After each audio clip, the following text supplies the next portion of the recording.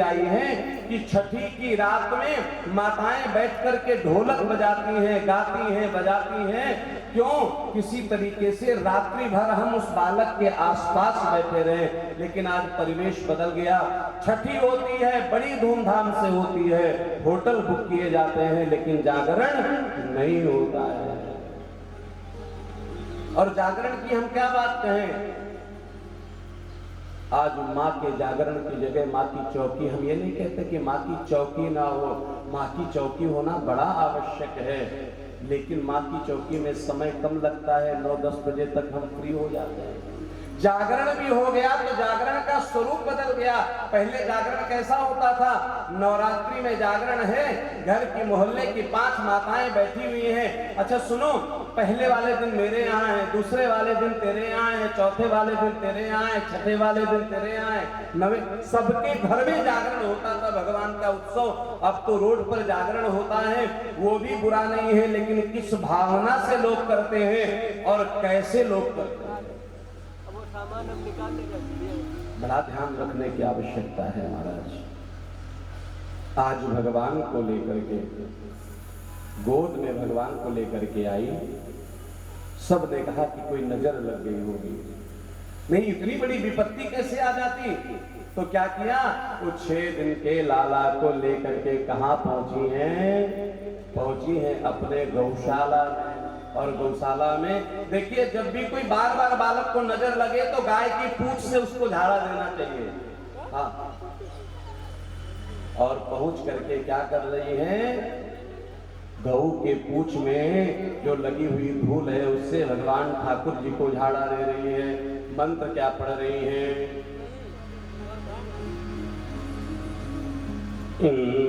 इंद्रियाणि हृषि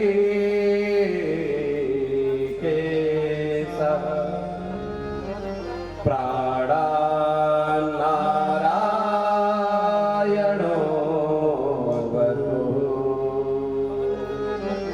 इंद्रियों की, हमारे लाला की इंद्रियों की रक्षा ऋषिकेश भगवान करें। प्राणान नारायणो यतुः, प्राणों की रक्षा कौन? भगवान नारायण करे। और भगवान कृष्ण मंद मंद मुस्कुरा रहे हैं। माँ मेरी कितनी भोली है, मेरे नाम से मुझे ही झाड़ा दे रही है। श्वेत दीपपते चित्तं मनोयोगेश्वरो वतु। मन की रक्षा भगवान योगेश्वर करें। अरे मेरा लाला थोड़ा बड़ा हो जाए तो खेलने भी जाए ना। तो क्रीडनतं पातु गोविंद। मेरा लाला खेलते खेलते कहीं दूर निकल जाए तो हे गोविंद, तुम मेरे लाला की रक्षा करना। और शयनं पातु माधव। यानी जब सोने लगे तो भी मेरा लाला अकेले नहीं रहे, सोते समय माधव मेरे लाला की रक्षा करे। ऐसी ऐसी भावना माँ की है। और भगवान के नाम की ही बड़ी महिमा है महाराज। भगवान कह रहे हैं, देखो मेरी माँ मेरे नाम से मुझे ही झाड़ा दे रही है। क्योंकि राम सिर्फ दशरथ नंदन राम है, ऐसा नहीं है। राम ब्रह्म है, ऐसे ही कृष्ण ब्रह्म है। कहूं कहाँ लगी नाम बड़ाई।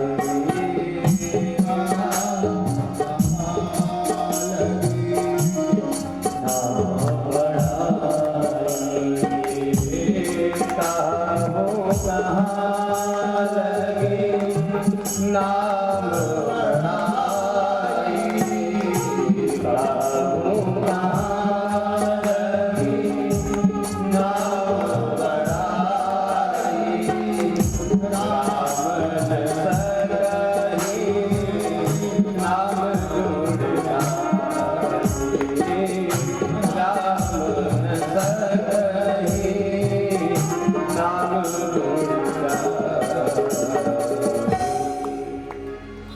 आज बड़ा दिव्य झाड़ा दिया है महाराज।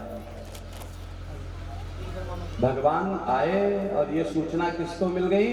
भगवान का प्राकट्य हो चुका है। भूत भावन भोलेनाथ जी महाराज को चल पड़े।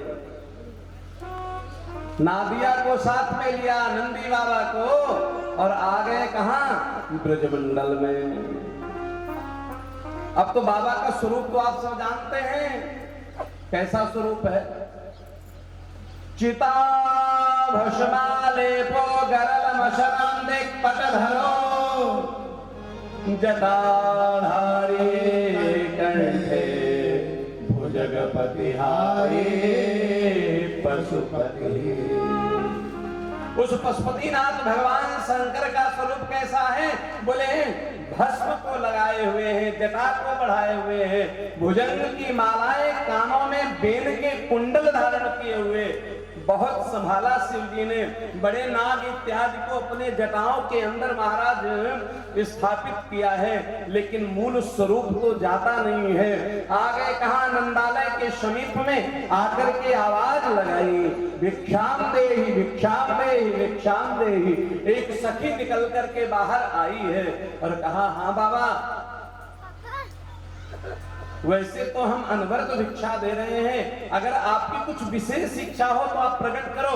नंद बाबा बहुत बड़े दानी हैं, सब कुछ प्रदान कर देंगे। शिव जी ने कहा कि देखिए, हमें कोई धन द्रव्य वस्तु की आवश्यकता नहीं है, हम कोई आपसे नौलखा हार बधाई में लेने या दान में लेने नहीं आए हैं, भिक्षा में लेने। हम कोई आपसे 2-4 कुंटल आटा भी लेने नहीं आए हैं। फिर बोले, गोपी कृष्ण के दर्शन दीजिए। हे गोपी, तू अपने लाला के उस कृष्ण के मुझे दर्शन करा दे। और जैसे ही कहा है दर्शन करा दे, तो वो गोपी 10 फीट पीछे चली गई। क्यों? क्योंकि पूतना वाला सीन भी याद है, जो इतना दिव्य स्वरूप बना करके आई, अपरिचित थी, उसने इतनी बड़ी घटना कर दी, और आपका तो स्वरूप ही बेढंगा लग रहा है। बाबा, ये तो संभव नहीं है। शिव जी ने कहा, अरे जाकर के यशोदा से कहो तो। यशोदा मैया द्वार पर आई है। यशोदा मैया से शिव जी निवेदन करते हैं, मैया लाला के दर्शन करा दे। जैसे ही शिव जी का स्वरूप देखा, बोले, हम कोई अच्छे भले व्यक्ति को दर्शन न कराएं बाबा, आप तो वैसे भी बैरागी श्मशानवासी लगते हो, हम आपको लाला के दर्शन नहीं करा सकते। आप और जो भी कुछ कहो वो हम आपको प्रदान कर दे, लेकिन हम लाला के दर्शन आपको नहीं कराएंगे। शिव जी ने कहा, और हमें कुछ चाहिए ही नहीं, और तो हमने खुद बांट रखा है, अपने लिए महल बनाया, अर्थात लंका दान कर दी। लंका शिव जी ने अपने लिए बसाई थी। हाँ, एक लोकोक्ति है कि रावण आया गृह प्रवेश कराने और दक्षिणा भी लंका ही मांग लिया।